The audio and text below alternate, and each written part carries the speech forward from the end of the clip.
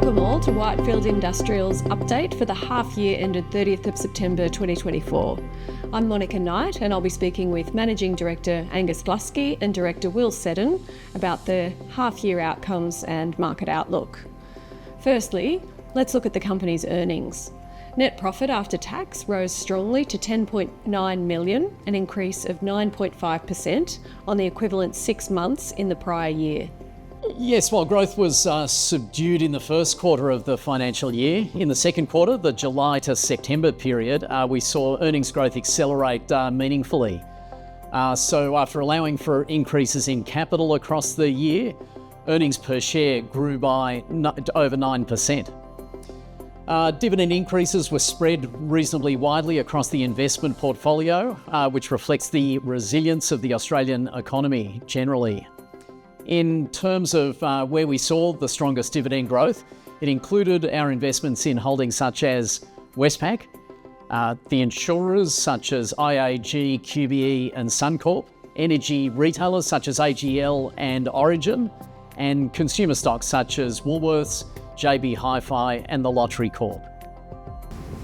And you'd indicated previously that further growth in Whitefield's earnings would position the company to consider increasing the ordinary share dividend. Where does that leave the dividend given the strong half-year eearnings? Yeah, that growth in underlying earnings is certainly supportive for our ordinary share dividend, and we've decided to increase the ordinary share dividend from 10.25 cents per share to 10.5 cents per share. The dividend will be fully franked and is payable in mid-December. On an annualised basis, that dividend rate now equates to 3.7% of the recent share price, or gross of franking credits around 5.3%. It's been a year of strong total investment returns for the company. Turning to you, Will, can you talk to those outcomes? Well, the investment portfolio generated a return of 8% over the quarter and 28.7% for a rolling 12 months. Not only is that annual return higher than our ASX 200 Industrials benchmark, but it's also around 7% higher than the broader ASX 200 index. And that reflects stronger returns of non-resource companies compared to resource companies in the period. A little known fact for Australian investors is that ASX 200 Industrials index has actually outperformed the broad ASX 200 over the last 20 years as well. And that serves as a reminder that Australia's domestic economy is a strong beneficiary of Australian population growth and relative affluence. And which stocks were the better contributors to return in this half? Healthcare and technology were solid contributors through Pro Medicus, Life360, Telix, Fisher & Paykel Healthcare and Technology One. Financials contributed strongly as well, including Westpac, Pinnacle and Hub24. And finally, some companies in the consumer space delivered strong performance as well. For example, Aristocrat, Qantas and JB Hi-Fi. There's much happening in the world at the moment with geopolitical tensions and a new US president. Are these considerations influencing markets and the investment process? Well, as history shows, there are always factors driving economic change, and the current backdrop of geopolitical and US political debate is no different. While it is likely that this backdrop does cause a higher degree of change than during other periods of history, beneath the surface, economies continue to function, consumers continue to need goods and services, and businesses are continuing to provide them. So, yes, it may be a period of change. However, that doesn't change the way that we are operating. We continue to systematically assess and identify opportunities and risks across our investment universe. Angus, there continues to be a great deal of debate about the outlook for inflation and interest rates. How do you see this playing out? So let's think about inflation. Most recently, headline inflation has come down. But while headline inflation has lowered, that headline inflation measure includes volatile items such as food and fuel.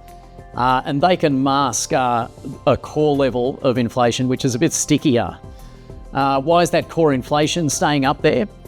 Well, costs of living and costs of housing remain high. House prices are high, rents are high. And in turn, employees are needing to seek higher wages, and we're seeing wage growth coming through at 3.5 to 4% per annum at the moment.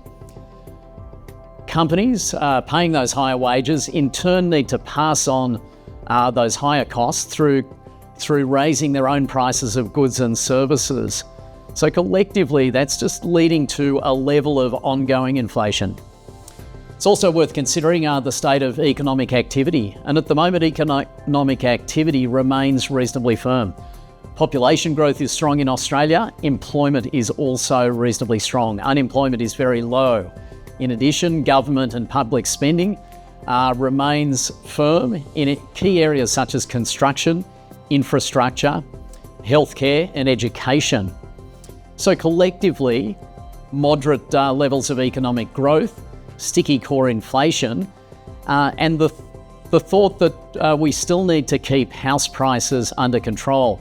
These are all collectively considerations that are going to weigh on the Reserve Bank's thinking as they consider interest rate policy. And we'd suggest that in the light of those factors, it's most likely that the central bank needs to keep interest rates fairly close to current levels. If they do need to cut to support consumers, well, perhaps those cuts would be limited. And so, what are the implications for investment markets? All right, well, it's worth thinking that if rates stay reasonably close to current levels, that's not necessarily a bad thing for markets. It's worth considering that interest rates at the present aren't unduly high and they're not unduly low. And if they stay relatively stable and at those moderate levels, that provides a reasonable balance for both investors and borrowers. And that reasonable balance can encourage economic stability and also stability for investment markets.